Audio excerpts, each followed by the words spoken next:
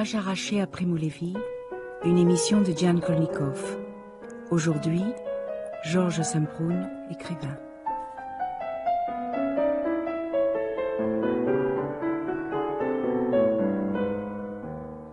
Georges Semprún, vous avez intitulé un chapitre de votre dernier livre, L'écriture ou la vie, le jour de la mort de Primo Levi. Est-ce que c'est un écrivain qui a marqué votre vie? C'est un écrivain qui a marqué ma vie à partir du moment où je suis devenu écrivain. C'est-à-dire que j'ignorais tout de Primo Levi jusqu'en 1963. En grande partie parce que je voulais, j'étais déterminé à ignorer la littérature, les livres, les témoignages sur les camps de concentration, puisque pendant toute cette première période au retour des camps, de 45 à 61, 62 en gros, j'ai essayé d'oublier. Je suis parvenu d'ailleurs. Donc je n'ai pas lu les livres sur les camps. C'était la meilleure façon évidemment de ne pas me souvenir. Je n'ai lu parce que c'était un ami que le livre de Robert Antelme, L'espèce humaine, et le livre de David Rousset, Les jours de notre mort. C'est des livres qui ont été publiés très vite au retour. Donc après, je suis rentré dans une grande période de silence et d'oubli. Et je n'ai donc que découvert Primo Levi qu'en 1963. Et à partir de là, il a beaucoup compté pour moi. À partir du moment donc où j'ai commencé à écrire moi-même. Oui. D'ailleurs, il y a une coïncidence entre la parution de votre premier livre sur le sujet, c'est-à-dire 16 ans plus tard, Le Grand Voyage et La Trêve, qui était le premier livre que vous avez lu de lui. Oui, il y a une coïncidence qui est assez étonnante, parce que finalement, C'est Questo un uomo, si c'est un homme, c'est son premier livre que j'ai donc lu après, bien après, a été publié et passé inaperçu. Et c'est 14 ou 15 ans après qu'il écrit La Tregua, La Trêve. Et c'est par là que je commence. Et ce livre est publié à quelques semaines de distance du Grand Voyage. Et je l'ai lu, ayant déjà écrit ce livre. Et après, j'ai lu les autres. Et depuis lors, je n'ai pas cessé de lire Primo Levi jusqu'au tout dernier texte, que je lus attentivement tous.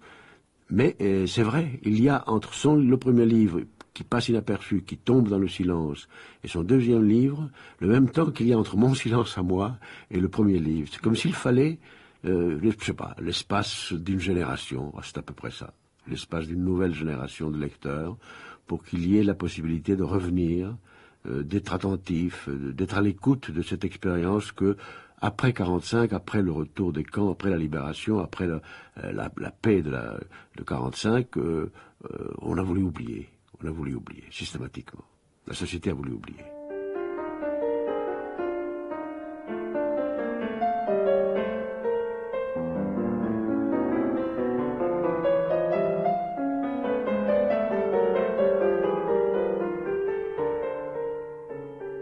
Nous avons réagi pareil au début, c'est-à-dire le besoin était là. Moi aussi, j'avais le besoin d'écrire. Lui, il a réussi à écrire. C'est-à-dire que lui, il le dit de façon tout à fait claire et pertinente, avec cette précision de l'homme de science qu'il a aussi dans son écriture, n'est-ce pas? Il n'est pas ingénieur chimiste pour rien. Il a toujours dit qu'il voulait, dans la littérature, essayer de retrouver cette précision et cette concision des rapports scientifiques. Il a dit très clairement, donc, que c'est à cause de son écriture qu'il est revenu à la vie.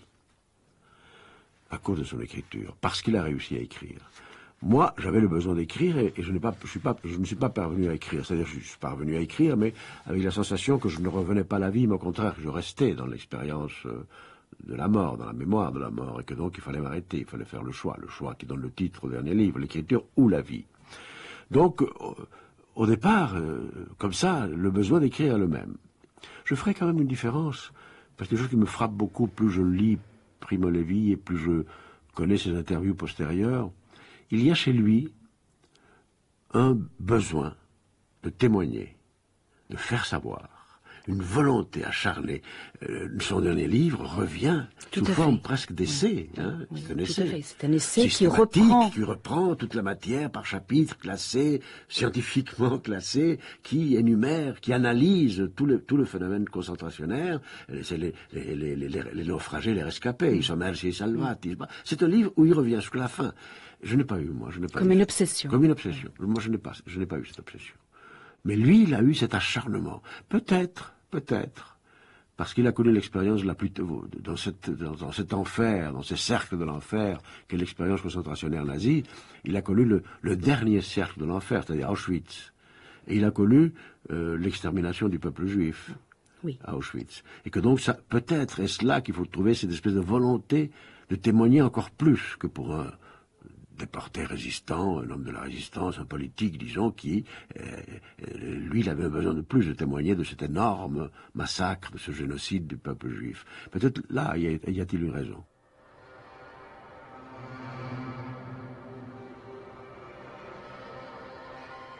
C'étaient 4 jeunes soldats à cheval qui avançaient avec précaution, la mitraillette au côté, le long de la route qui bornait le camp.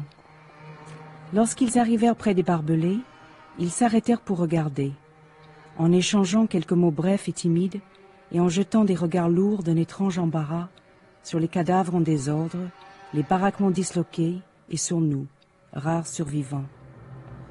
Ils nous semblaient étonnamment charnels et concrets, suspendus, la route était plus haute que le camp, sur leurs énormes chevaux entre le gris de la neige et le gris du ciel, immobiles sous les rafales d'un vent humide, annonciateur de gel. Il nous paraissait à juste titre que le néant plein de morts dans lequel nous tournoyons depuis 10 jours comme des astres éteints avait trouvé un point fixe, un noyau de condensation. 4 hommes armés, mais pas contre nous. 4 messagers de paix au visage rude et puéril, sous leur pesant casque de fourrure. Ils ne nous saluaient pas, ne nous souriaient pas. À leur pitié semblait s'ajouter un sentiment confus de gêne qui les oppressait, les rendait muets et enchaînait leur regard à ce spectacle funèbre. C'était la même honte que nous connaissions bien, celle qui nous accablait après les sélections et chaque fois que nous devions assister ou nous soumettre à un outrage. La honte que les Allemands ignorèrent, celle que le juste éprouve devant la faute commise par autrui, tenaillée par l'idée qu'elle existe, qu'elle ait été introduite irrévocablement dans l'univers des choses existantes et que sa bonne volonté se soit montrée nulle ou insuffisante et totalement inefficace. C'est pourquoi pour nous aussi l'heure de la liberté eut une résonance sérieuse et grave et emplit nos âmes à la fois de joie et d'un douloureux sentiment de pudeur, grâce auquel nous aurions voulu laver nos consciences de la laideur qui y régnait. Et de peine, car nous sentions que rien ne pouvait arriver d'assez bon et d'assez pur pour effacer notre passé, que les marques de l'offense resteraient en nous pour toujours, dans le souvenir de ceux qui y avaient assisté, dans les lieux où cela s'était produit et dans les récits que nous en ferions. Car, et c'est là le terrible privilège de notre génération et de mon peuple, personne n'a jamais pu, mieux que nous, saisir le caractère indélébile de l'offense qui s'étend comme une épidémie. Il est absurde de penser que la justice humaine l'efface. C'est une source de mal inépuisable. Elle brise l'âme et le corps de ses victimes, les anéantit et les rend abjects. Elle rejaillit avec infamie sur les oppresseurs, entretient la haine chez les survivants et prolifère de 1000 façons contre la volonté de chacun, sous forme de lâcheté morale, de négation, de lassitude, de renoncement.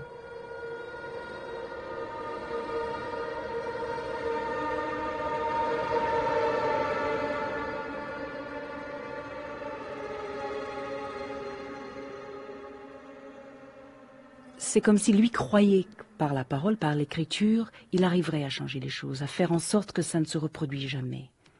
Comme s'il y croyait, et comme si le jour où il a cessé d'y croire, il s'est suicidé. Oui, ça c'est la question qu'on... C'est une hypothèse. Le suicide est toujours mystérieux, et il faut respecter ce mystère. Il ne faut pas en faire des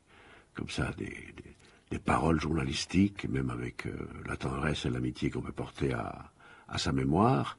Mais il est évident que il s'est passé en Europe une série de choses les dernières années de la vie des Primo Levi. Il y a eu cette discussion des historiens allemands, il y a eu une recrudescence du négationnisme et du révisionnisme.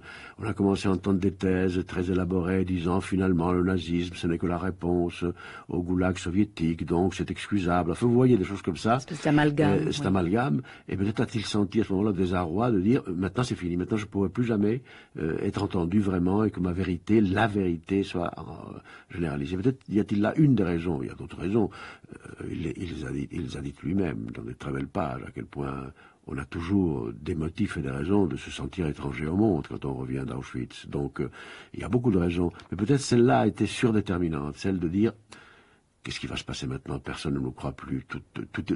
L'histoire est refaite, reconstruite, falsifiée. Qu'est-ce qui va se passer? Vous ne vous êtes jamais rencontrés, mais vos destins d'écrivain se sont croisés à plusieurs reprises. Parce que là encore, dans votre dernier livre, vous parlez que le jour où vous commencez à écrire votre histoire sur les camps, des années plus tard, donc en 87, vous apprenez ce jour-là la mort de Primo Levi. Oui, donc le premier livre, Le Grand Voyage, je l'écris sans savoir que Primo Levi existait, qu'il avait écrit. Le deuxième, oui, je le savais déjà, mais c'était un livre qui n'était pas en rapport direct avec son expérience d'écriture, qui m'a servi de façon beaucoup plus indirecte. Mais le troisième est pratiquement déterminé par sa mort. Déterminé dans le sens que, par hasard, en train d'écrire un autre roman, qui s'est appelé finalement Nechayev est de retour, j'ai constaté que mon écriture ce jour-là dérivait vers autre chose et devenait plus personnelle, que c'était un autre livre qui était là, en train de s'écrire presque tout seul. C'était l'anniversaire de la libération de Buchenwald et l'inconscient m'avait joué un tour, comme ça, il m'avait fait comme ça dériver vers quelque chose de beaucoup plus personnel que ce roman que j'étais en train d'écrire.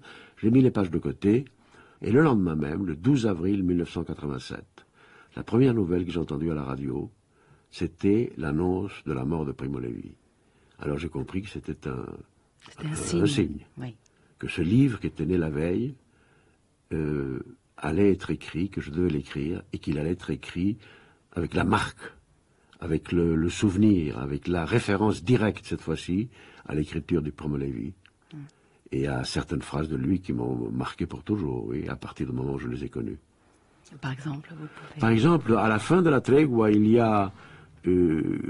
La Tregua est un livre baroque, picaresque, plein de joie et de vitalité, où il raconte son retour à travers l'Union soviétique de l'époque, une espèce de voyage de 6 mois, rempli d'aventures, avec une curiosité de la vie qui vient propre de lui, et où il y a juste au début aussi, mais à la fin, une référence au camp. Bien. Et à la fin, il raconte son retour, il est rentré chez lui, en Italie. Il y a tout à la fin des phrases extraordinaires sur cette sensation de rêve.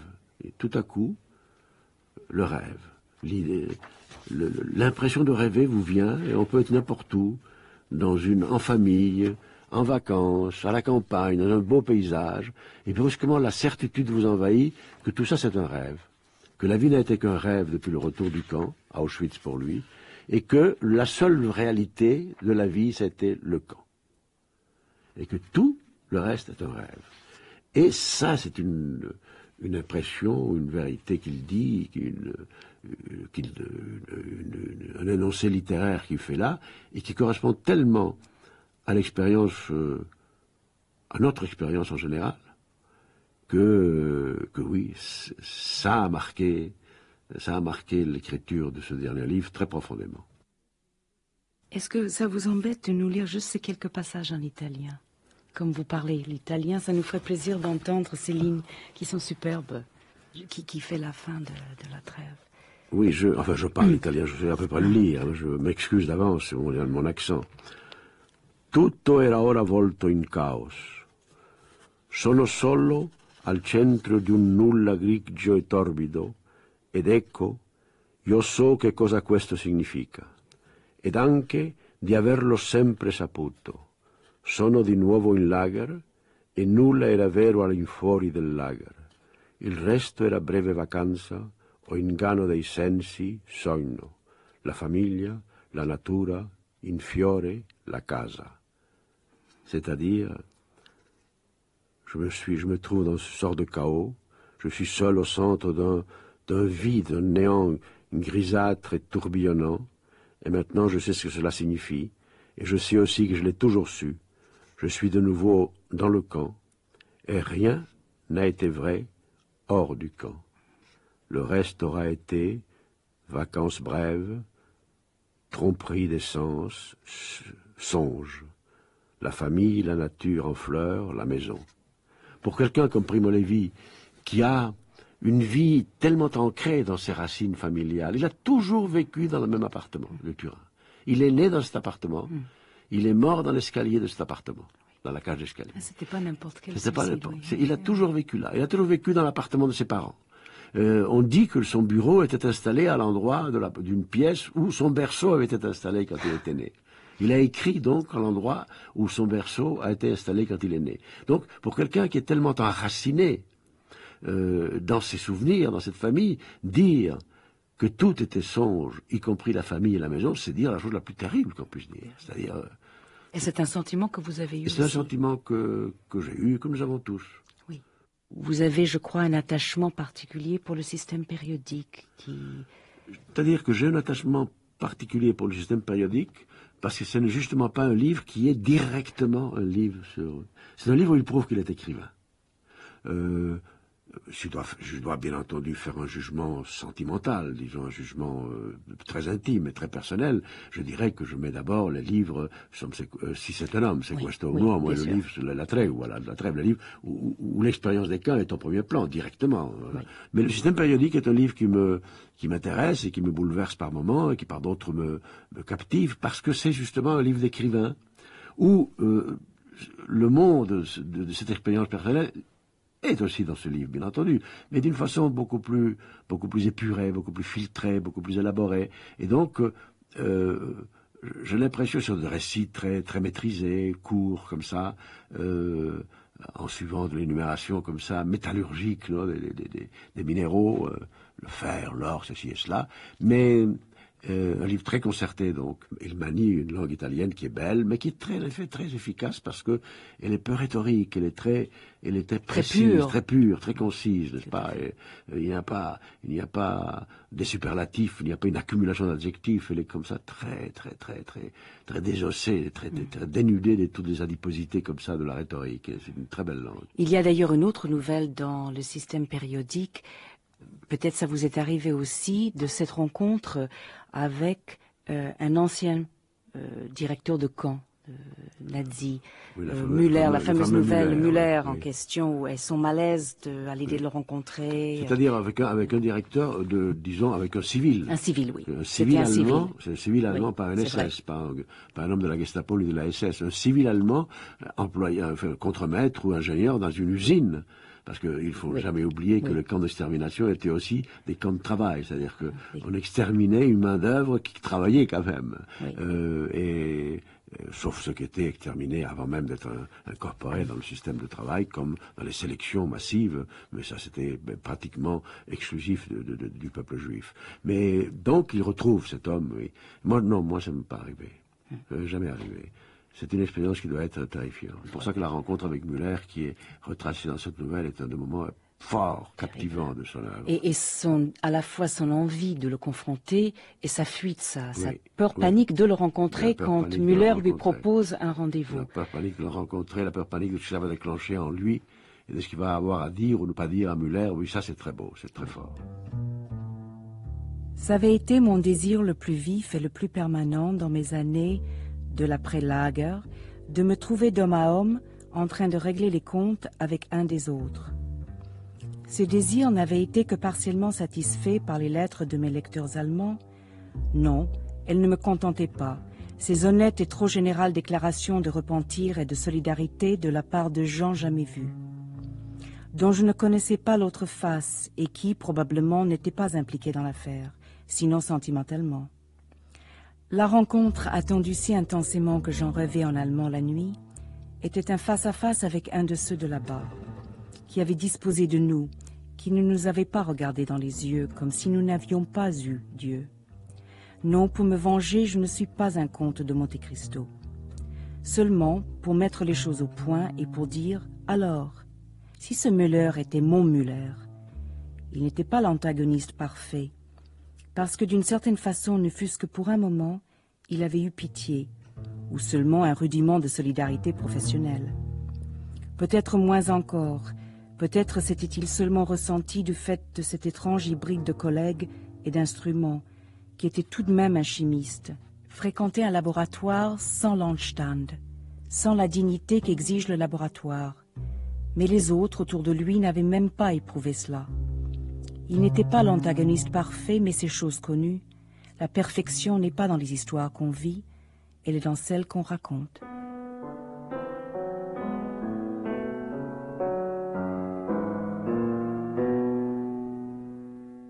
Page arrachée à Primo Levi, une émission de Diane Kolnikov.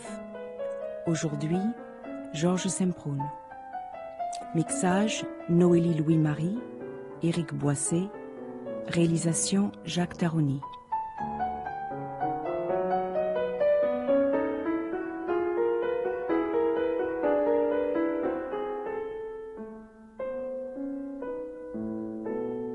Si c'est un homme, de Primo Levi. Nous avons lutté de toutes nos forces pour empêcher l'hiver de venir. Nous nous sommes agrippés à toutes les heures tièdes.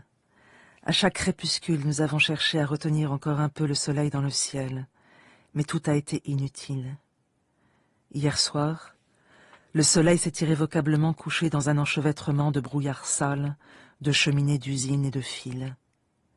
Et ce matin, c'est l'hiver. Nous savons ce que ça veut dire, parce que nous étions là, l'hiver dernier, et les autres comprendront vite. Ça veut dire que dans les mois qui viennent, 7 sur 10 d'entre nous mourront.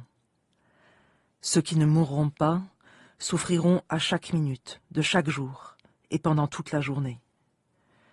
Depuis le matin avant l'aube jusqu'à la distribution de la soupe du soir, ils devront tenir les muscles raidis en permanence, danser d'un pied sur l'autre, enfouir leurs mains sous leurs aisselles pour résister au froid. Ils devront dépenser une partie de leur pain pour se procurer des gants et perdre des heures de sommeil pour les réparer quand ils seront décousus. Comme on ne pourra plus manger en plein air, il nous faudra prendre nos repas dans la baraque, debout, sans pouvoir nous appuyer aux couchettes puisque c'est interdit, dans un espace respectif de quelques centimètres carrés de plancher. Les blessures de nos mains se rouvriront, et pour obtenir un pansement, il faudra chaque soir faire la queue pendant des heures, debout, dans la neige et le vent. De même que ce que nous appelons faim ne correspond en rien à la sensation qu'on peut avoir quand on a sauté un repas. De même, notre façon d'avoir froid mériterait un nom particulier. Nous disons faim, nous disons fatigue, peur et douleur, nous disons hiver, et en disant cela, nous disons autre chose, des choses que ne peuvent exprimer les mots libres, créés par et pour des hommes libres qui vivent dans leur maison et connaissent la joie et la peine. Si les lagers avaient duré plus longtemps, ils auraient donné le jour à un langage d'une âpreté nouvelle. Celui qui nous manque, pour expliquer ce que c'est que peiner tout le jour dans le vent, à une température au-dessous de 0, avec pour tout vêtement une chemise, des caleçons, une veste et un pantalon de toile, et dans le corps la faiblesse et la faim, et la conscience que la fin est proche. Comme on voit s'évanouir un espoir, ce matin nous avons constaté que l'hiver était là. Chacun s'en est aperçu en sortant de la baraque pour aller se laver. Il n'y avait pas d'étoiles, l'air sombre et froid sentait la neige. Pendant le rassemblement, place de l'Appel pour le départ au travail, dans les premières lueurs de l'aube, personne n'a parlé. Quand nous avons vu tomber les premiers flocons, nous nous sommes dit que si l'année dernière, à pareille époque, on nous avait dit que nous devions voir un autre hiver au lager, nous serions allés toucher les barbelés électrifiés. Que nous devrions y aller maintenant même, si nous étions logiques, s'il n'y avait pas encore en nous, tout au fond, cet espoir fou, irraisonné, que nous n'osons nous avouer. Car l'hiver, ici, n'est pas que l'hiver.